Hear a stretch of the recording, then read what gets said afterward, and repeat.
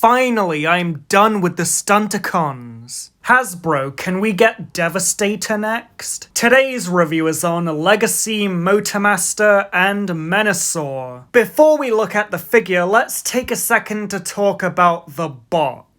Why is it so big? The figure is packaged in vehicle mode and 2/3 of the box go unused. Either package the figure in a way that uses up all that space, or make the box smaller. Anyway, onto the figure. I've spent 4 videos trashing on the Stunticons and Menasor, but I'm going to admit, Motormaster doesn't look that bad. I mean, there are some weird points about his design, like the weird lumps on his knees, and the fact that his entire vehicle mode becomes the foot. That makes no sense. That would make him the same size, or probably bigger than Menasor. At least they got rid of the lumps on his knees. That's something, right? They did add a few more things to the design to make it a bit more appealing, like the back wheels. To other people, this may just look like kibble, but in my opinion, it really adds something to the design. Same with the gas canisters in the arms. He also seems to have a more heroic build. The original design was a lot more chunky. No, not bulky, chunky. He looks fat. The head is pretty good. He looks like if Megatron had a brother that he tried to keep a secret, so he makes him wear a hood over his helmet at all times. Like, and then I said, "Motormaster! Come here immediately, I need to talk to you." Coming, Lord Megatron. Moving on to accessories, you get a sword. I find this to be too big for Motormaster and way too small for Menasor, but I think it works a bit better for Motormaster. I mean, who doesn't love a character with a big sword? Or just a big weapon in general? And you get this pathetic excuse for a gun. I understand that it has to be flat because it's the top of the trailer, but come on, at least put some detail up here. This looks like something out of a knockoff. I might as well get the trailer out the way. It's fine. The wheels are bent a bit.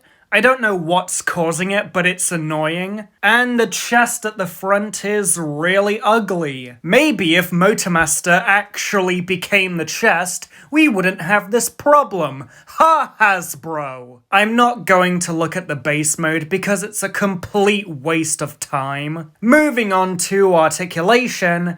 Head goes left and right, shoulders go all the way around and out, bicep rotation, elbow bend, wrist rotation, it can also go up and down, waist rotation, leg goes up, down and out, thigh rotation, knee bend, and an ankle pivot. Posability is pretty good. The transformation is quite simple. I mean, it gets the job done, but I was expecting more. And the vehicle mode is a truck. It rolls pretty well. It looks good with the trailer.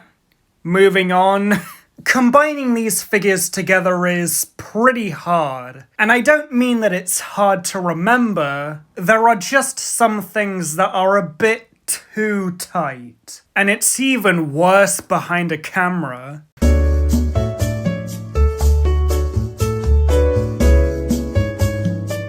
And here we have Menasor in his non-existent glory.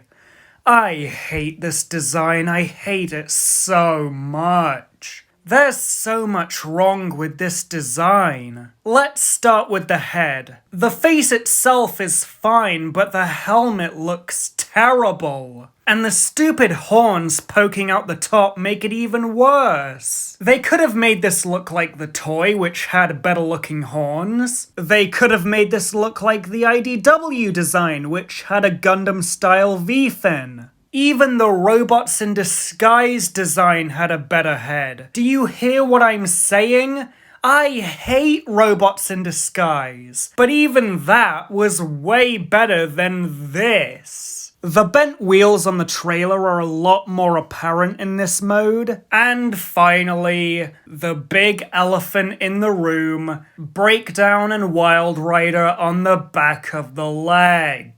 Why would you recreate the worst detail ever seen on a Transformer? And before anyone says, oh, you can reverse the legs to make them look right. I mean, sure, you can do that, but then you lose the knee bend and now his feet are on the back. So it doesn't really fix anything. Before we move on to the articulation, let's have a look at some size comparisons. Here he is next to Jetfire, who was my biggest Transformer until this point. And here he is next to Bruticus. You know, an actual combiner.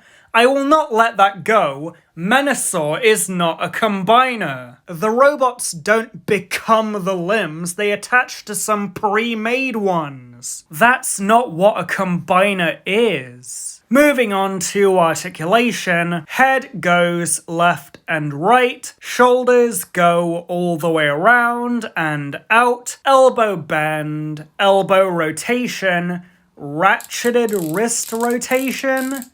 Okay, waist rotation, leg goes up, down, and out, thigh rotation, knee bend, and an ankle pivot. Posability is pretty simple, but way more than average for a combiner, at least when it comes to official combiners. So this is a hard one. Motormaster is great, and in my opinion, the best part of the whole set. Menasor, on the other hand, is a different story. He's ugly, transformation is painful, and if you don't have the other members, then there's really no reason to combine it. And there are some other problems, like the bent wheels and the garbage accessories. Motormaster, I'm going to give an 8, and Menasor, I'm going to give a 6. That's it for me. Please be sure to leave a like and a comment, join my Discord server, and subscribe to The Great Soundwave.